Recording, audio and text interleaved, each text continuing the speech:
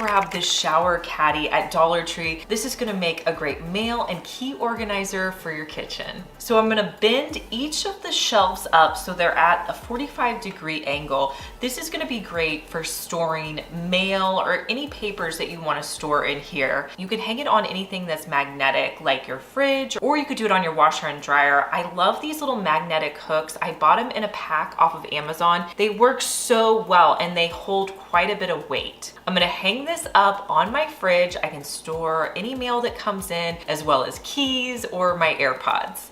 Now, if your shower caddy kind of wobbles around, you can grab these at Dollar Tree as well. They're just the little clips with the magnets on the back, and then I'm gonna put those on the edges.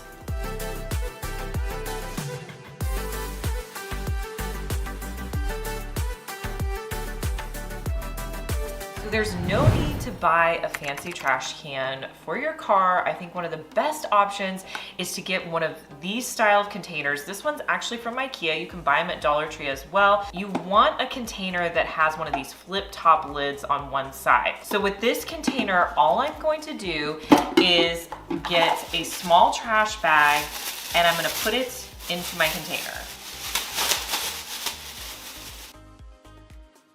Then I'll just pull the outside.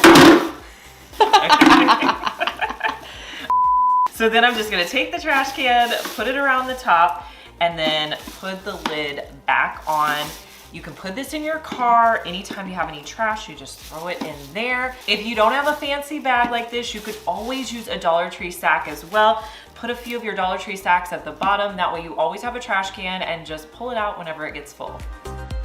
You're not using Lazy Susans to organize your house, you're missing out. And I find that some of the best prices for these are at Walmart. I love using these in my pantry, but they're also great for your bathroom. You can use them to organize your skincare, hair care products. Really, the possibilities are endless.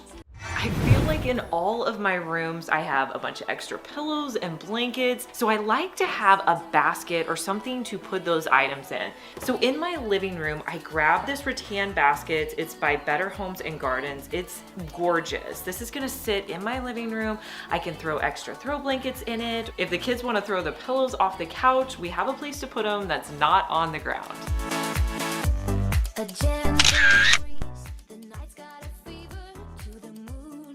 Next hack I saw on TikTok. I'm not really sure if it's gonna work, but I can't wait to try it out. Now for this hack, you're gonna need any jar in your kitchen. I had this one. I just washed it out really quick. The first thing you're gonna do is just remove the label.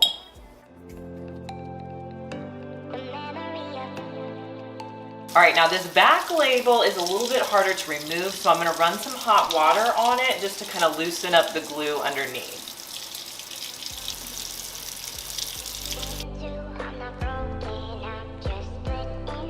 Now here's where the actual hack comes in. Once you get the labels off the jar, a lot of times you're left with all that sticky residue on the front and the back. So you're going to need to get any kind of nail varnish and some cotton balls. And you're just gonna use that to take off the rest of the sticky residue. So it definitely works on that front label. Now I'm gonna try this back one that kind of looks crazy. Okay, so this side definitely doesn't want to come off as easily, but I do feel like it's removing it. It just takes a little bit of scrubbing on it. All right, I'm gonna get some more nail polish remover.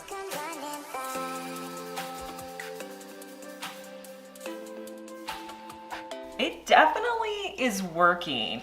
Now, it did take a little bit of scrubbing to get that white label off, first the one on the front. From there, you can rinse them out. You can use them to store items. You can also use them to display flowers or really just a bunch of different things around your house. I know there's products out there that take off labels, but this is typically something you have around your house. So if you're in a pinch, try it. Now to style this jar, I have some florals from Dollar Tree. I just bought these this spring, so you can still pick them up.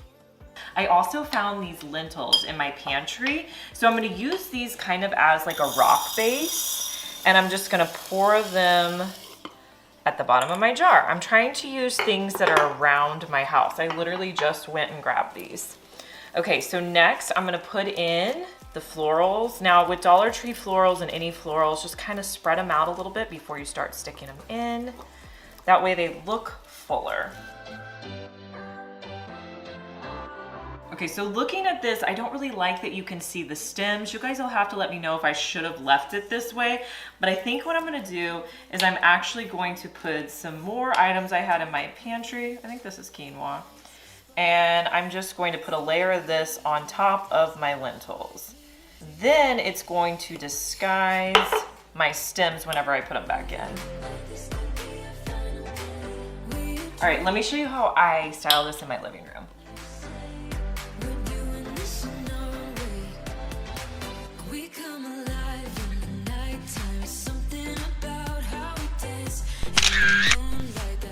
A lot of us have long dresses that just hang down too low and we can't put anything underneath there. So to fix that problem, what you're gonna do is you're gonna take your dress that's on a long hanger and then you're going to add an additional hanger. Then what you could do is you can loop the bottom part of your dress through the lower hanger. And then when you hang it up, it's not gonna take any more room and it's gonna keep that lower part of your dress off the ground.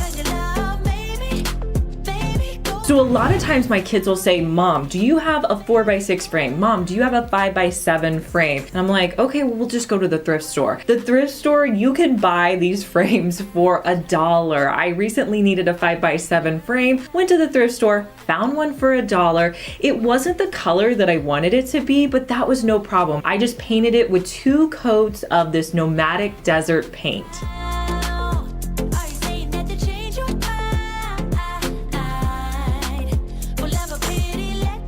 So for $1 plus paint that you probably already have on hand, you can have a new picture frame. There's no need to go and spend full price. One of my most requested videos is to do more wall art. And while I love to create wall art, sometimes you want different prints or nice pictures. I really like to scour the thrift store for prints. Now, I would say about 98% of what I see at the thrift store, I wouldn't buy unless I recreated it myself. But every once in a while, I will find a really cool print. When I was at my last thrift store, I found this print. It was $20 and I just really liked it. I thought about maybe changing the frame. I didn't know if I liked the gold frame. In the end, I left it. I may still paint it black. I haven't decided on it, but you know, I can always change that. But I love the picture exactly how it was. So don't forget to consider your thrift store when looking for prints. Now, I wanted to pair this print with another print on this dresser that I had in the corner of my living room. So I already had this large frame from IKEA. It's just a white large frame, probably around $20, but I didn't have a print in it and I wanted something super neutral, nothing that was going to be too crazy. So here's my next hack. You're going to get a piece of fabric. It can be any piece of fabric, but it's a really inexpensive way to fill up a print. So I went to Joann's, I found this print that I really liked. I grabbed a yard of it, which was more than what I needed. I think it was around $7 a yard because I got a clearance piece of fabric. All you have to simply do is add it to the back. You can put some tape on it to hold it in place and frame it up. And that's the picture I used to complement the one I got from the thrift store.